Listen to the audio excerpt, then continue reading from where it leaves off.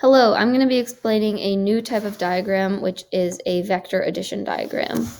And so a vector addition diagram is really useful for figuring out if the forces are balanced, if they're not, how long your arrows should be on your force diagram. So we have a box that's 80 kilograms and it's at rest, motionless on a 20-degree incline. So if an object is at rest, that means the forces are balanced. And so in a vector addition diagram, to show that forces are balanced, we're going to make sure that our vector addition diagram starts and ends in the same place. So we know that our forces should be balanced. And one note is we're supposed to make a free body diagram, FBD. That's the same thing as a force diagram. So let's get started. Let's start with our force diagram. So we have our object, which is our box, which I'm going to represent as a dot. And on our object, we've got a few forces acting on it. Namely, we have a gravitational force, which points straight down towards the Earth. And let me just make sure that is straight down. We go ahead and label it so we don't forget what we're. So this would be force gravitational on box by Earth. And, I recommend starting with a system schema, but since that's not the purpose of this video, I might make it and then just add it in. So I'm going to pause the video. All right, so I've made my system schema, my interaction diagram, and we can see that between the box and the Earth, there's a gravitational force. Now let's see, there's two other lines that are interacting with our box, a normal force and a frictional force. So I'm going to go ahead and add those arrows. All right, so I've added in my normal force and my frictional force on box by ramp.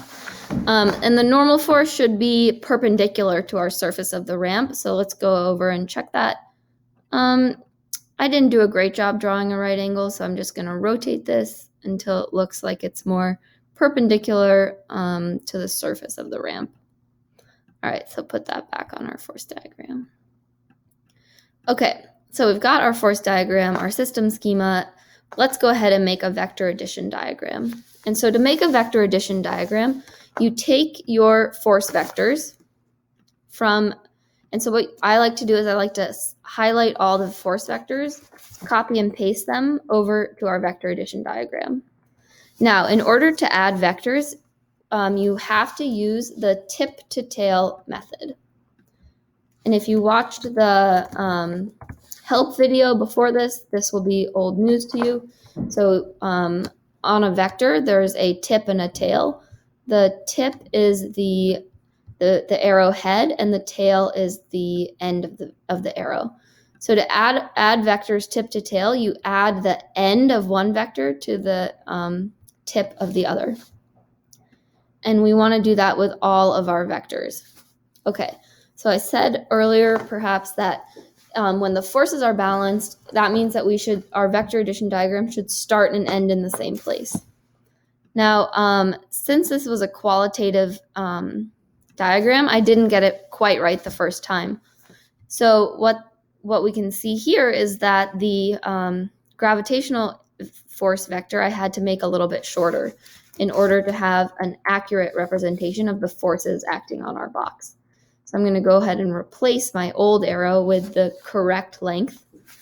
And so now our vector addition diagram starts and ends in the same place.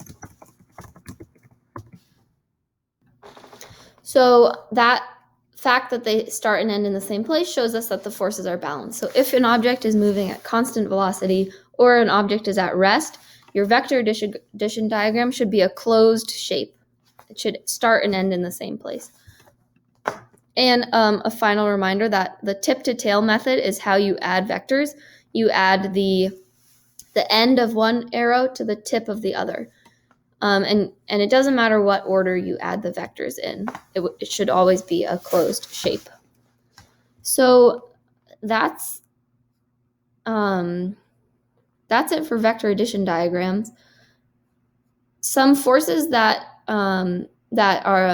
you may adjust to make them the correct length would be the normal force and the frictional force, because we don't have set equations for those, so we don't know exactly how large those forces might be. And so to answer part B of this question, is the normal force on the ramp greater than, less than, or equal to the gravitational force? And so we can just compare the lengths of these two vectors of our gravitational and our normal force and see which one is a longer arrow. And it's not letting me rotate that, but I think it's pretty clear that the gravitational arrow is longer than our normal force angle, than our normal force arrow. And so the normal force is less than the gravitational force. And you can also see that because the shape it forms is a triangle, and so the longest side of a triangle is the hypotenuse, which is opposite the largest angle. And so our gravitational force vector is opposite our largest angle, so that's the longest side of our triangle, the biggest force. And that is what I would write for my justification. So I've just added that justification there. The last thing that we have to do is actually solve for the forces that act on the incline of the box, and so I'm going to do that in a second.